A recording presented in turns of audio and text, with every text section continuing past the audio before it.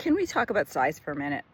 So I've had the good fortune over the last year or two of dating different men and experiencing different penises. And I want to talk about it because I think guys are super obsessed with size. Now, first of all, let's understand what size is. Typically, when guys are talking about size, they're talking about the size when it is erect.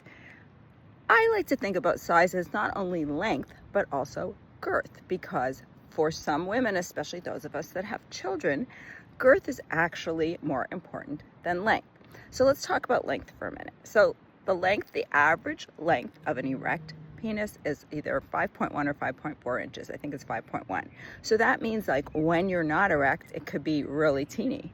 And it could also mean that you could be smaller than that or bigger than that in terms of length, because that is the average length, right? So average is the highest and the lowest, and that's the average erect, okay? Now, a woman's vaginal canal varies in size. And so for me, if a penis is super long, it actually hurts because it hits my cervix when we're having intercourse. So size in terms of length is not always preferable. Now, in terms of girth, sometimes a wide penis feels really good because I've had 2 children. However, there is a point of diminishing returns where if it's too wide, it actually hurts to penetrate. So you want to think about a bunch of things when you're thinking about size. And I want to tell you about my experiences. So I've been with a guy who had what they call a micro penis. A micro penis is a penis erect that is around 3 inches or less. So that is something you're born with. It's actually the result of they're not sure exactly, but it's some developmental issue that happens. And if this guy had been a better overall lover, the size of his penis would have been irrelevant. Would I have liked it to fit nicely inside me? Yes, but it didn't. But he was a lousy lover.